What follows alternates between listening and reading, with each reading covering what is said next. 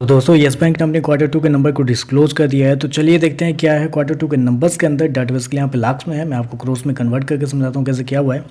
तो देखिए पिछले क्वार्टर की बात करें तो पिछले क्वार्टर में कंपनी का टोटल इनकम 8,918 करोड़ के आसपास था। पिछले साल 7,920 करोड़, जबकि अभी देखें तो बढ़ के 9,137 करोड़ कंपनी का जो टोटल इनकम है वो आपको जाता हुआ देखने को मिला। तो साल दर साल देखें तो साल दर साल कंपनी के टोटल इनकम के अंदर लगभग बोल सकते हैं 15% के आसपास का जंप आपको देखने को मिल रहा है। वहीं अगर क्वार्टरली बेसिस पे जाते हैं तो क्वार्टरली बेसिस पे कंपनी के टोटल इनकम के अंदर लगभग 2 से 2.5% के आसपास की तेजी है। तो कंपनी का टोटल इनकम देखें तो आपको साल दर साल क्वार्टर क्वार्टर बढ़ता हुआ देखने को मिल रहा है। चलिए कंपनी के इंटरेस्ट इनकम की बात कर लेते हैं। तो पिछले क्वार्टर में कंपनी ने 7,719 को जनरेट किए थे, पिछले साल 6,710 करोड़, जबकि अभी देखें तो कंपनी का इंटरेस्ट इनकम 7,730 करोड़ के आसपास आपको देख लो। तो यहाँ पे भी देखें तो कंपनी का इंटरेस्ट इनकम आपको साल दर साल क्वार्टर क्वार्टर बढ़ता हुआ देखने को मिल रहा है। चलिए कंपनी के एनआई की बात कर लेते हैं, क्योंकि मेरे पास बहुत सारे ब्रोकरेज हाउस की रिपोर्ट है जो कि आपके सामने आ चुका होगा।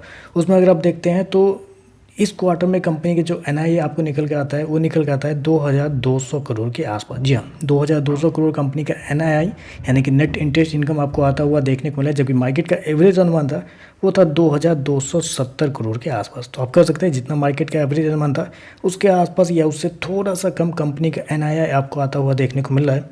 चलिए कंपनी के खर्चे क्या है वो देख लेते हैं। तो देखिए पिछले क्वार्टर में कंपनी ने 8,032 करोड़ खर्च किए थे, पिछले साल 7,119 करोड़, जबकि अभी देखें तो कंपनी खर्चे 8,161 करोड़ के आसपास आपको देखने को मिले। तो खर्चे देखें तो खर्चे भी कंपनी के बहुत हद तक कंपनी की तरफ से कंट्रोल किए गए।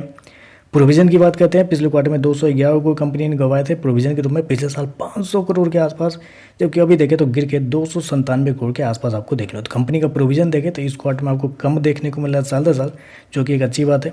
चलिए कंपनी का नेट प्रॉफिट क्या निकलता है वो देखते हैं। पिछले क्वार्टर में 502 करोड़ का प्रॉफिट था, पिछले साल 225 करोड़, जबकि अभी देखें तो कंपनी का प्रॉफिट 553 करोड़ के आसपास आपको जाता हुआ देखने को मिल रहा है। तो कंपनी के प्रॉफिट के अंदर देखें तो एक बड़ी तेजी आपको देखने को मिली। कंपनी के प्रॉफिट के अंदर 150% के आसपास का जंप है साल दर साल कंपनी के प्रॉफिट के अंदर। क्वार्टरली बेसिस पे जाते हैं तो यहाँ पे भी 10% के आसपास की तेजी है, जबकि मेरे पास बहुत सारे ब्रोकर्स हाउस की रिपोर्ट है जो कि आपके सामने आ चुके होंगे। उनमें हर एक ब्रोकर का यही कहना था कि इस क्वार्टर में क्वार्टरली बेसिस पे हो सकता है कंपनी के प्रॉफिट के अंदर एक हल्की सी गिरावट आपको देखने को मिल सकती है, और जो एवरेज अनुमान निकल के आता है वो निकल के आता है लगभग 480 करोड़ के आसपास। तो यहाँ पे देखें तो कंपनी का जो एवरेज अनुमान था कंपनी के प्रॉफिट को लेकर, उससे बेहतर कंपनी का जो प्रॉफिट है वो आपको देखने को मिल रहा है। चलिए कंपनी के ईपीएस और एनपीए क्या है वो देखते हैं। पिछले क्वार्टर की बात करें तो 16 पैसे के आसपास था, पिछले साल 8 पैसे का, अभी देखें तो 18 पैसे के आसपास आपको देखने को मिल रहा है।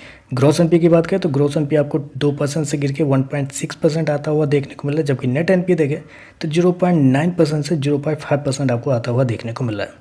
तो ओवरऑल अगर देखा जाए तो मेरे हिसाब से नंबर आप अच्छे ही बोल सकते हैं। एनआई आपको मतलब जितना मार्केट का अनुमान था इनलाइन आपको देखने को मिला, लेकिन प्रॉफिट के अंदर एक बेहतरीन तेजी आपको देखने को मिला। शेयर एक अच्छे खासे रेंज पे आपको देखने को मिला। 20 रुपये के नीचे का रेंज है, तो मेरे हिसाब से अगर आपके पास शेयर है तो 20 रुपये के नीचे का रेंज बेचने का रेंज तो बिल्कुल भी नहीं होता है। तो अगर आपके पास शेयर है तो होल्ड कीजिए, और जो फ्रेश एंट्री करना चाहते हैं वो बिल्कुल कर सकते हैं। 20 रुपये के नीचे का जो लेवल होता है वो बिल्कुल सेफ एंड सिक्योर लेवल है, यहाँ से आप बाई करके होल्ड कर सकते हैं इस शेयर को लंबे समय के लिए।